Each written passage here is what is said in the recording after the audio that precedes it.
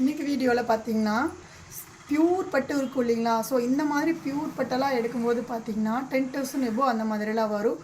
அதிலே பார்த்தீங்கன்னா நம்ம லக்ஸரியில் போட்டிருக்கோம் பாருங்கள். ஸோ நம்ம கஸ்டமர் ரேஞ்ச் கம்மியில் கேட்டனால போட்டிருக்கோம். ஸோ பாருங்கள், மீனாக்காரி ஒர்க்கில் பார்க்குறதுக்கு உங்களுக்கு ஒரிஜினல் ரியல் பட்டு மாதிரியே இருக்குங்க.